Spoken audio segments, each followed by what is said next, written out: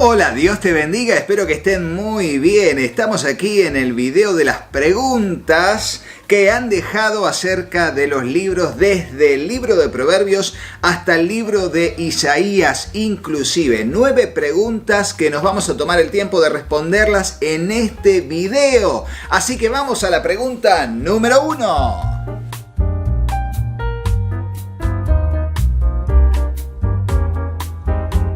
Esta palabra llamada el simplón, el simple, aquella persona que es una mezcla de comienzo de necedad con ignorancia. Es aquel que no tiene un bagaje o un poco de mínimo aprendizaje o conocimiento y es llevado por donde, la necedad lo guía o por donde la influencia del contexto lo motiva o lo tienta a hacer. Es el simplón, el que tiene poco conocimiento y que es manipulable o muy fácil de ser persuadido. Ese es el simplón según dice el libro de Proverbios. Vamos a la próxima pregunta.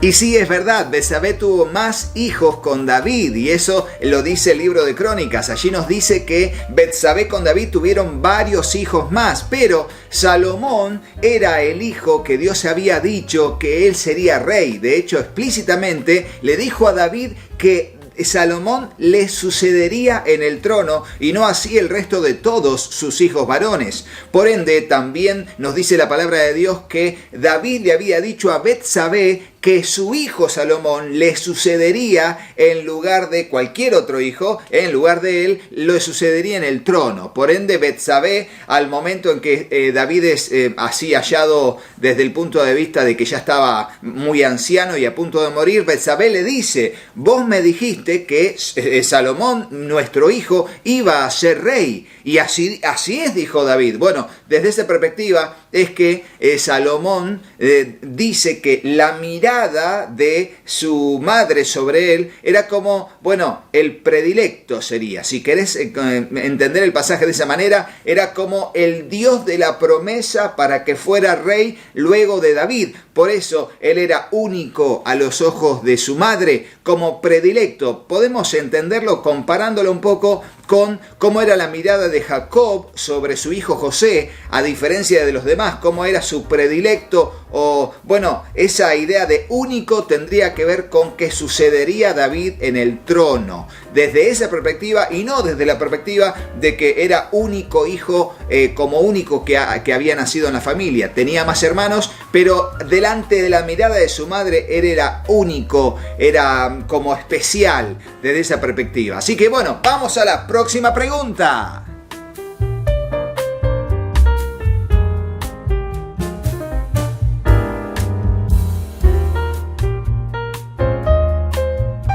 Y esta respuesta es muy especial y la dejé y no la contesté en los comentarios porque me pareció bueno hablarlo. En principio, siempre Dios bendice a todas las personas y hay bendiciones de Dios que son regalos. No son mérito de santidad, no son, consecuencia de lo que uno siembra desde el punto de vista de la justicia y la honestidad, sino que, Dios permite que las personas tomen decisiones y hasta a través de la maldad o la corrupción sean enriquecidas. Por eso la Biblia muchas veces se dice que no tenemos que alterarnos a causa de los que prosperan, de los malignos que prosperan. Salmos, Proverbios, Eclesiastés, de todo nos habla de esa verdad. Ahora, aquí dice que las riquezas de los que son injustos pasan a ser de los justos. En muchas ocasiones se aplica únicamente a aquellos casos donde los malignos prosperan, generan riqueza y luego a través de esa riqueza se bendice al justo. En algunos casos ha pasado, pero tienen que ver con casos específicos, de personas que han dejado su dinero o sus posesiones para que los justos o las personas de bien puedan disfrutarlas, ¿no? Pero son casos específicos. Ahora, esta no es una verdad o un axioma que se aplica a todos, porque vemos que en realidad no es así. Pero han habido muchísimos casos de personas que han sido bendecidas y no son creyentes, pero que con sus medios han bendecido a los creyentes o al reino de los cielos. Por medio de sus riquezas, Dios lo ha hecho para bendecir también a la iglesia. Ahora, por otro lado, la otra parte de la pregunta era, ¿esto puede justificar cuando, no sé, mafiosos o, bueno, gente que trafica drogas o que tiene dinero por medios ilícitos, bendigan, entre comillas, o hagan donaciones a la iglesia o para la construcción de templo o lo que sea? En mi caso, Dios no lo aprueba, estoy completamente seguro de que Dios no aprueba eso, pero también tiene que ver con una razón de conciencia. O sea, llega alguien de la nada y no sabemos de dónde proviene el dinero y es una donación, una ofrenda, nunca le vamos preguntando a la gente de dónde llega ese dinero. Ahora, si sabemos que tiene sabemos todos que esa persona trafica drogas y todo lo demás y bendice al reino de los cielos, bueno, no es bendecir. Yo no lo aceptaría ni aconsejo que nadie reciba plata ilícita, para nada. No, al estilo de tu dinero perezca contigo, ¿vieron? O también cuando Abraham le dice a los jefes de Sodoma y de Gomorra, mirá, yo no quiero tener nada que ver con vos, llévate el botín, no quiero tener nada que ver, porque andás a saber qué era ese botín y cómo había sido recibido, o cómo había sido juntado o recolectado, ¿no? Bueno, no, bien lejos. Lo que es honesto con lo honesto, lo que no es honesto, bueno, pero tiene que ver con una razón de conciencia, ¿se entiende? A veces no sabemos de dónde viene el dinero y se recibe y Dios lo usa para bendecir a la iglesia. Ahora, cuando se tiene conocimiento y nuestra conciencia trae evidencia de que fue un dinero mal habido, no tenemos que recibir ningún tipo de ofrenda ni de ayuda de gente que viene de una muy mala, fuente, ¿eh? Así que cuidadísimo con eso. Vamos a la próxima pregunta.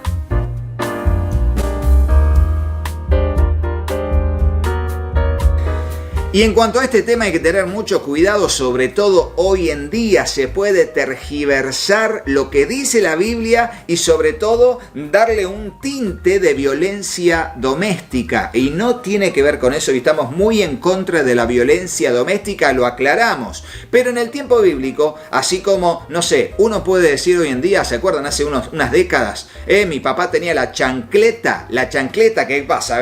Me portaba mal cuando era chico y venía un chancletazo en la cola. Es como una especie de, método de disciplina física para que sintamos un poco de dolor y aprendamos a obedecer de alguna manera. Bueno, en el tiempo bíblico, la vara de la corrección era un elemento que se usaba para golpear, pero no pensemos en golpear desde el punto de vista de que se me antojó y te golpeo, no, eso es violencia doméstica. Tenía que ver con un criterio de educación de los hijos en valores, un criterio de vida donde también existía y debe existir hoy en día también la corrección, la disciplina. Y a veces la disciplina tiene que ver con quitar cosas o con, dar castigos en cuanto a no tengas esto, no tengas lo otro, no tenés el celular, no tenés la compu, no vas a jugar al fútbol, no vas a hacer esto que te gusta. Pero también en el tiempo bíblico, sobre todo, se usaba mucho el castigo físico, era muy común. Así como se le daba un varazo o un latigazo a un siervo que no era obediente, así también a los hijos se los castigaba con vara. Y la vara no era algo simbólico, era un elemento real,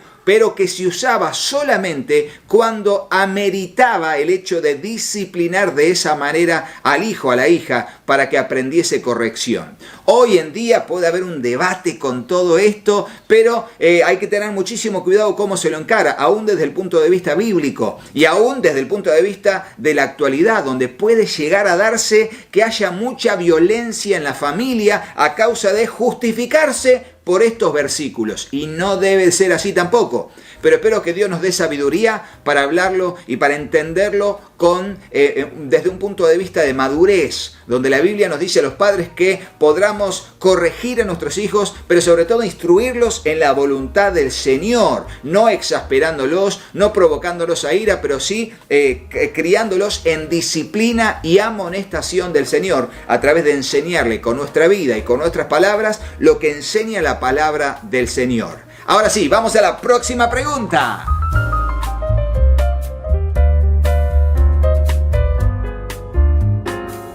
Y en los capítulos 30 y 31 se los menciona a estos autores de estos dos capítulos. Ahora, ningún comentario nos da la pauta de quiénes eran realmente. O sea, no se menciona ni Agur ni Lemuel en ninguno de los dos de otros pasajes de la Biblia. Simplemente en esos dos capítulos se los menciona y luego no tenemos más datos ni de Agur ni de Lemuel. Ahora, según dicen, Agur podía llegar a ser otro nombre de Salomón y Lemuel un rey de aquellos territorios de Arabia. No se sabe y hasta ahí puedo llegar. Por más que investigamos del tema, nadie da una respuesta certera acerca del origen de estos dos. Pero si están en la Biblia, te digo, simbólicamente o realmente, para mí realmente existieron y estuvieron allí. Pero bueno, la historia pasó y Dios solamente nos dejó sus nombres para que creamos en Él a través de lo que ellos expresaron. Y así vamos para adelante. Vamos a la próxima pregunta.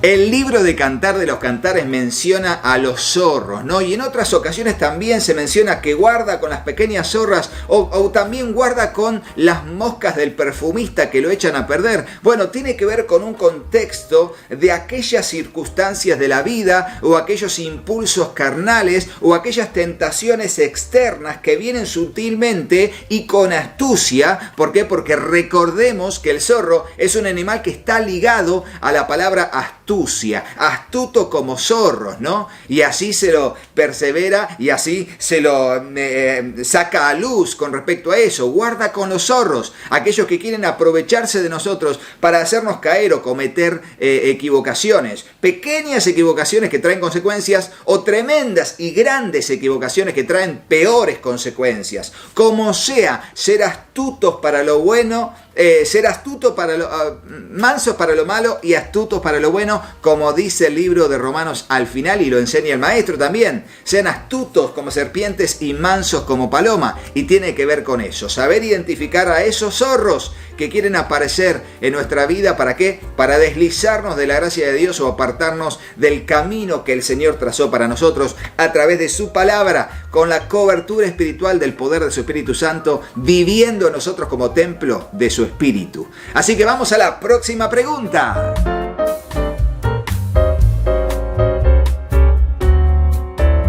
En el contexto de Isaías capítulo 2 versículo 9 dice que Dios va a hacer algo nuevo, algo nuevo. Imagínense, está hablando de todo lo que Él ya había hecho, pero también tiene un contexto de redención, de profecía mesiánica, y aquí vemos que es lo nuevo que va a hacer, no solamente el hecho de que se derrame el don de profecía, como se lo dice en el libro de Corintios, que Dios iba a derramar profecía también, el don de profecía, hablar en lenguas, interpretación de lenguas, todo eso es algo nuevo. Pero de hecho, el advenimiento del Emanuel, del Dios con nosotros, naciendo de una virgen, no por concepción humana, sino que el santo poder del Espíritu Santo vendría sobre ella y el santo ser sería llamado Hijo de Dios. Su nacimiento virginal, cómo Jesús nace, se reproduce desde el punto de vista de que empieza a predicar el Evangelio a otros, cómo el reino de los cielos empieza a nacer en otros, cómo predica el Evangelio, cómo muere y resucita el Hijo de Dios por la intercesión de nadie más que el poder de Dios que lo levanta de los muertos, la venida del Espíritu Santo en Hechos capítulo 2, la instauración de la iglesia con el poder del Señor respaldando su predicación con mensajes, prodigios y señales,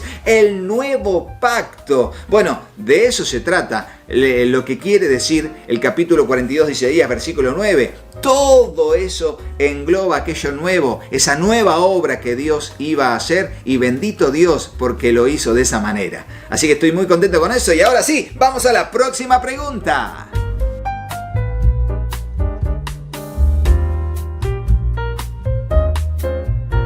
¡Wow! Tremendo, la idolatría que había en ese pueblo, pero en realidad siempre hubo idolatría desde que el hombre descubrió la idolatría. Quizás Satanás se la susurró también y de alguna manera, porque no se olviden que dice la Biblia, desde Deuteronomio hasta el apóstol Pablo, dice que aquellos que le rinden culto a los ídolos, sean estatuas, sea como sea la expresión física, a los demonios rinde el culto y no a Dios. Y eso es una realidad bíblica, es escritural en varios pasajes pasajes de la Escritura del Antiguo y del Nuevo Testamento. Ahora bien, hay que tener en cuenta esto. ¿Qué haría? ¿Qué haría yo frente a entrar a un templo que está lleno de dioses y estatuas y un montón de cosas que son muy peligrosas? Bueno, en principio no entraría. En principio yo no entraría porque hay iglesias cristianas, hay iglesias evangélicas. Yo voy a rendirle culto a Dios en los templos que conformamos la gente, que conformamos la iglesia, y de eso se trata. No voy a meterme en otros lados. Ahora bien, sí, tengo un llamado a evangelizar. Y así como el apóstol Pablo tenía que ir ciudad en ciudad anunciando las verdades del reino de los cielos, seguiría su ejemplo cuando entra a la ciudad de Atenas y allí ve que hay altares a todo tipo de Dios y hasta había un altar al Dios no conocido. Bueno, ¿qué hace Pablo? Los congrega allí en la plaza, luego de ahí al Areópago, y al Areópago allí dice: veo que sois muy religiosos y he notado que tienen el altar al Dios no conocido. Bueno, a ese Dios que ustedes adoran sin conocerle es al que yo les vengo a anunciar, y a partir de allí les predica acerca del Dios creador, que no puede habitar en templo hecho de manos y no puede ser descrito a través de ninguna imagen, y ese Dios que llegado el tiempo envió a su Hijo, a Jesucristo de Nazaret, a quien los gentiles mataron, pero Dios resucitó de los muertos, y allí les habla y les predica el Evangelio de Jesucristo. Yo creo que toda oportunidad con el llamado de Dios es una oportunidad para predicar el Evangelio aún a aquellos que son idólatras. Por eso Dios nos llamó a predicarle a esas personas. Entonces, personalmente no entraría salvo con una función evangelística neta y radical. Ahora, si hago eso, lo haría tipo al estilo del apóstol Pablo, porque hay un hilo muy difícil, es muy peligroso pasar la línea de estar en un lugar donde la gente puede pensar que vos compartís todo lo que hay. Y no, el apóstol Pablo entró, no compartió, de hecho lo condenó, dice que su espíritu se enardecía a causa de la idolatría, y lo que hizo fue predicarles el Evangelio, nada más. Pero cuando uno va una vez y va otra vez y va otra vez, ya pasa a ser, parece que compartís eso. Y eso es muy peligroso, sobre todo por los que tienen conciencia débil y que pueden pensar que porque estás ahí, estás aprobando lo que están haciendo en ese lugar. Y no debe ser así. Espero que les haya bendecido esta respuesta e instruido en la voluntad del Señor. Ahora sí, vamos a la última pregunta.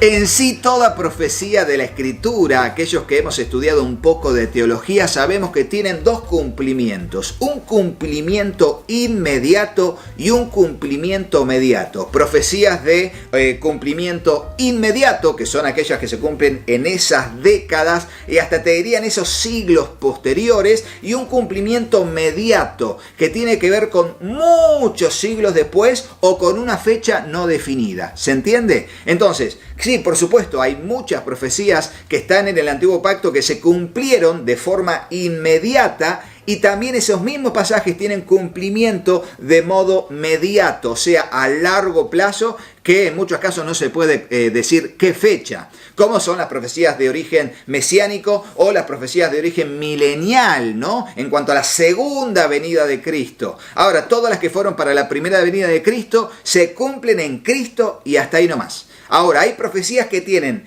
en una misma profecía, en 3 versículos, la primera parte se cumple en el advenimiento de la iglesia con la venida del Espíritu Santo, y la segunda parte de ese mismo pasaje bíblico se va a cumplir al final de los tiempos, ¿no? Y por eso Jesús no lo dice. Por ejemplo, Jesús, estando en Nazaret, lee Isaías 61 y lee hasta lo que era la función de él como mensajero del Señor. Sin embargo, después dice anunciar el año de la venganza del Dios nuestro. Eso no lo lee Jesús en Nazaret. El pasaje sigue, pero eso él no lo lee, porque esa parte tiene aplicación mediata a futuro, en los últimos días, en el día de Jehová, ¿no? Ese día de Jehová que trae retribución y pago, y sobre todo retribución y pago a los que practicaron la maldad, que es el castigo dado por Dios para ese contexto.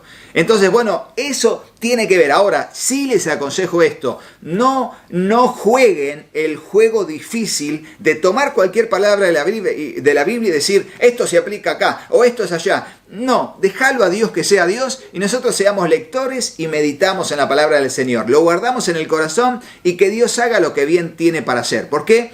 Porque si no se da la palabra y nos hacemos los profetas y decimos que esto se va a cumplir acá y no se da, dejamos muy mal parada nuestra fe y nuestra confianza en el Señor y lo hacemos a Él mentiroso, porque tomamos su palabra, la ponemos en nuestra boca y decimos lo que a nosotros nos parece. Y eso es muy peligroso. Por eso los motivo a todos ustedes a que leamos la palabra, la meditemos, la guardemos en el corazón, la cumplamos y todo aquello que tenga que ver con profecía, lo dejemos a Dios que siga haciendo su perfecto plan, porque pese a tu opinión o a mi opinión, Dios sigue siendo Dios y Él va a cumplir su propósito. Espero que les haya bendecido este video y bueno, es el último de las respuestas a las preguntas de los libros porque nos insume mucho tiempo investigar, leer y realmente tenemos mucho un bagaje de cosas, de materiales que mostrarles y otros videos que están en cola y queremos bendecir a todos, queremos traer muchos videos de muchos materiales también y temas que son muy edificantes, por eso estamos acotando la cantidad de videos que vamos a hacer, por eso seguimos leyendo la Biblia en un año, pero las respuestas las vamos a poner, si tenés alguna pregunta, ya no en un video como este, sino en cada uno de los textos que van poniendo en sus comentarios. Así que hasta aquí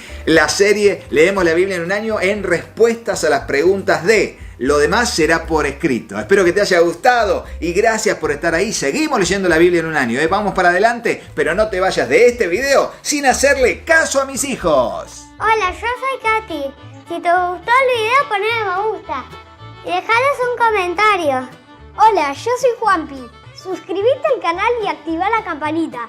Y acordate de compartirlo con tus amigos. Que Dios los bendiga muchísimo. Y hasta el próximo video. ¡Chao, chao!